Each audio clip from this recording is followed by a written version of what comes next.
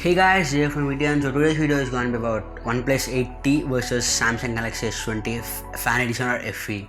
So I'm going to give you as much information that you can choose which phone is right for you and which one do you need to buy if you are under 50,000 budget in India.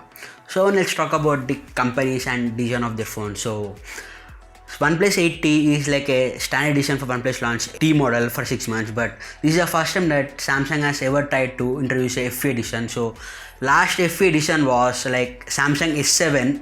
So S7 was biggest downfall for Samsung because those phones were blasting all over like a bomb. So to get that, they have launched a fan edition of a Samsung S7. So this is the after 4-5 years, this next FE edition for S20.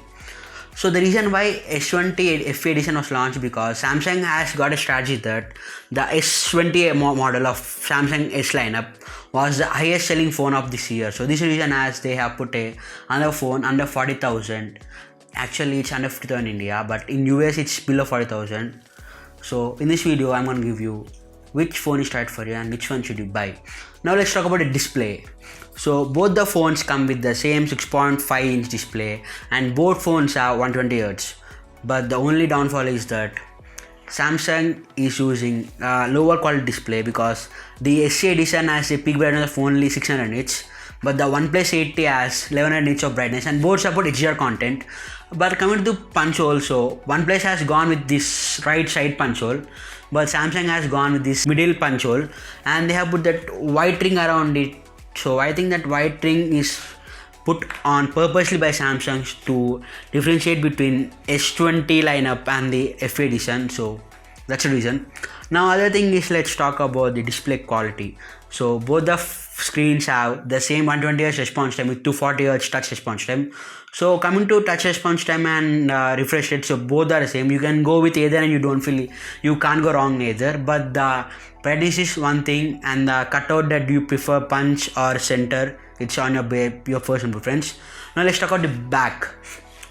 So OnePlus has gone with the glass finish, so it's actually glass they're using, but Samsung FE is a plastic, so they call this plastic, which is of course plastic.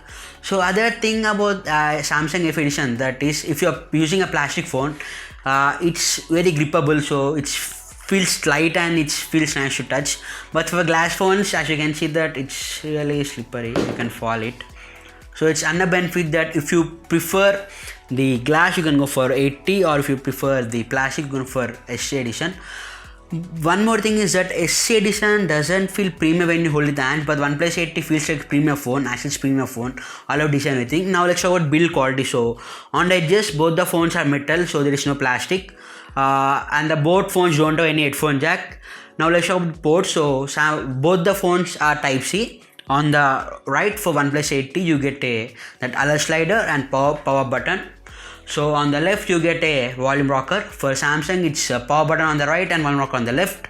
So these are the basic specification of phone. Now let's come and talk about weight. So OnePlus 8T weights around like 185 grams and Samsung S20 edition weights like 160 grams. So it's like 18 grams of weight difference. So SE is lighter. Now let's talk about the second main thing that everybody is questioning, that cameras. So if you ask me which is better camera, FE, Samsung FE edition are the better camera. So FE is actually, like I can say that it has 3 cameras. So it's a 12 megapixel main camera and 12 megapixel telephoto and 12 megapixel ultra wide. On the front it has 32 megapixel selfie camera.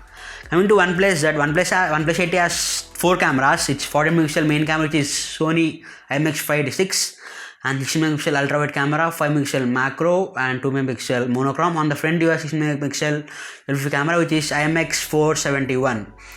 So you ask why is the Samsung phone's camera is better than OnePlus even though it has 12 megapixel camera, is because Samsung 12 megapixel camera is the same camera that I have used in the Galaxy Note 20 phone. So if you want to see pictures, so these are comparison. So on the right is the S20 FE edition, on the left is the 8T. As you can see, coming to picture quality, the S20 FE looks better in both dynamic range. As you can see on the right, dynamic range is perfect, the white balance is actually nailed to perfect. On the left, OnePlus 8T is almost close, but it's not perfect. it's okay. Now come to picture camera. If you zoom into photo, You can clearly see that Samsung S20 edition lose in the picture quality, but I don't think most of people will zoom into or crop into photos because S20 has a telephoto camera. Now let's see ultra wide. So even in the ultra wide, it's the same situation. The ultra wide of S20 is better compared to OnePlus 8T because S20 image processing is almost like they have gone into intense image processing to keep the color balance of all the three cameras same. While coming to OnePlus 8, you can see that the color difference in the main camera and ultra wide is pretty noticeable. Field of view, if you see that the OnePlus 8 is larger field of view as 118 compared to 110 on the Note 20 FE. Now other thing is telephoto camera. OnePlus 8 doesn't have a telephoto camera, but Samsung S20 has a 8 megapixel, which is iOS telephoto camera. It can zoom up to 5x optical, but it can go up to 10x, which is hybrid. It can go up to 20x, that is also hybrid. So it can go up to 5x optical zoom.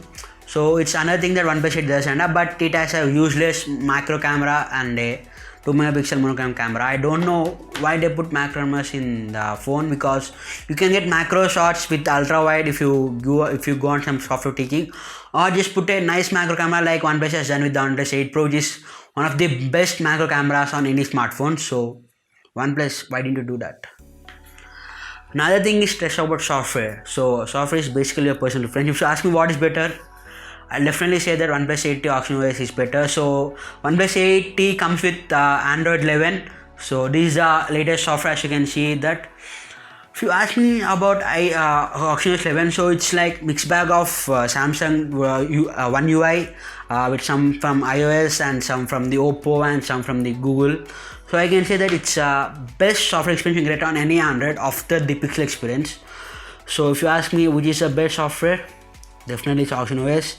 It has fast updates. Actually, it's running it coming with the Android 11 update, but S20 still runs on the Android 10. But even though S20 comes with lot of both-way Samsung Pay apps, and the other main thing is that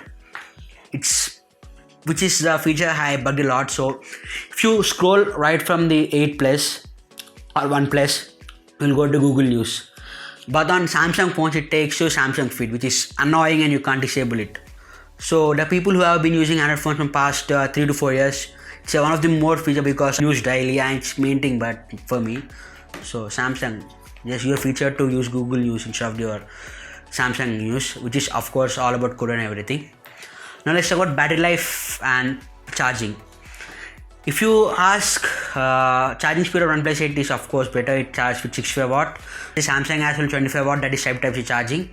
And battery life, both are almost similar. OnePlus 8T has screen on time around like 6.5 hours and it can run on same on 7 hours. So battery life, both are same. It depends on your personal usage. So for heavy users or power users, it can last 1 day easily. Now coming to charging speed. So OnePlus 8T has 65 watt charging speed, 25. So OnePlus 8T go from 0 to 100% in less than 39 minutes. Whereas Samsung can go from 0 to 100 in around like 1.5 to 1 hour 20 minutes. So it's around OnePlus 8T charged in half the time of what Samsung S20 can charge. Let's talk about the face unlock on the fingerprint. So both the phones come with this in-display fingerprint and both have face unlock. So S20 doesn't use any ultrasonic like S20 line. It has the same optical fingerprint present on OnePlus 8T. Both are very fast and very easy. Both do have face ID, which is also fast, as you can see. It unlocks very easily. So if you ask me which is best phone for you, so if you're a gamer, then go for 80 because it has better cooling performance. One more thing I forgot to mention about processor. So OnePlus 8T comes with 865, but the Samsung India comes with Exynos 990, which is one of the worst processors you can buy. The cooling on S20 is also not so good. It's okay, but it's not good for gaming. If you're expert using for gaming or if you're some sort of power user who uses a phone, then go for OnePlus 8T because OnePlus 8T has 60% larger vapor cooling on all the sides. It even has a copper pipe for battery and the processor, so its cooling is pretty good. Go for OnePlus 8T if you're a gamer. Main range is for 120 Hz and the processor. Now, if you are a camera, so if you're a camera geek, you mainly use of your phone for camera or you take more of pictures, then go for S20 FE edition because it's a better camera in all aspects: selfie camera, front, back, ultra wide. So camera, go for Samsung S edition. For battery, either are fine, but OnePlus 8 has that 60 watt fast charging. So that thing, and coming to software, pretty good. So my conclusion is, if you are a power user, you need clean software experience with best cooling and best processor 80. You can run on Exynos 990. You need best camera or decent battery, decent charging. Go for S20 edition. That's it, guys. Thanks for watching. See you in the next one.